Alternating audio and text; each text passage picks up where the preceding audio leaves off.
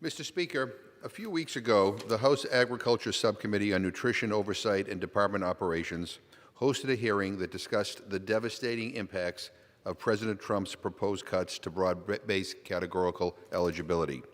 Today, I'd like to share the stories of a few of my constituents who have benefited from the streamlined process that broad-based categorical eligibility provides hungry families in accessing food benefits. In my hometown of Worcester, Massachusetts, a single mother who is a domestic violence survivor raising one child works as a certified nursing assistant and makes $1,819 per month before taxes or payroll deductions. While this may sound like enough to get by, her current income is barely over 130% of the federal poverty level.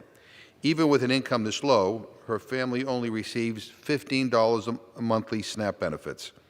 But because of broad-based categorical eligibility, her child is also able to receive free school meals, and it helps her stay afloat as a working mom. And then there is another Worcester area family of four, former refugees with two high school-aged children. The mother and father, who both work in shipping and packaging, make $15.35 an hour. While both parents work as many hours as they can, their income fluctuates depending on how many shifts they are assigned each week.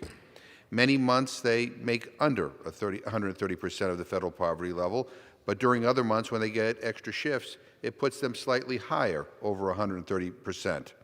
This month they received $110 in SNAP, but if it were up to the Trump administration, just one more shift could threaten the entire family's access to SNAP and their children's access to free school meals.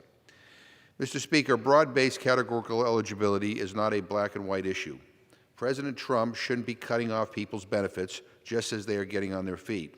Last year, we worked hard to come up with a bipartisan farm bill, and despite some discussions on this issue, Congress agreed then and in 2014 to allow states to maintain their flexibility in accommodating low-income households.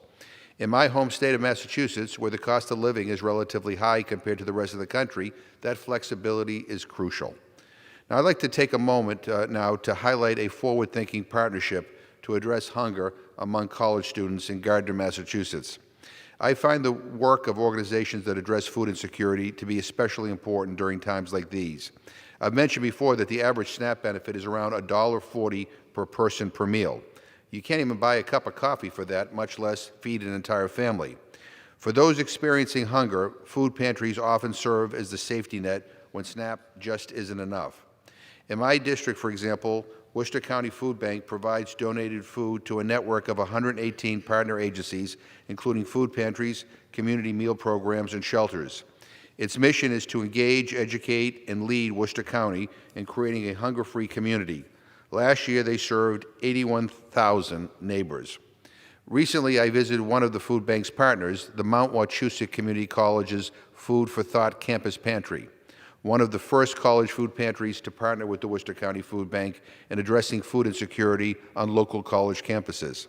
Research shows that community college students experience higher food insecurity than the rest of the population. A recent study found that 2 out of 3 community college students are food insecure. The Food for Thought Campus Pantry was created in October of 2017 for students and by students in response to food insecurity among community college students, which is becoming an increasing threat to student success.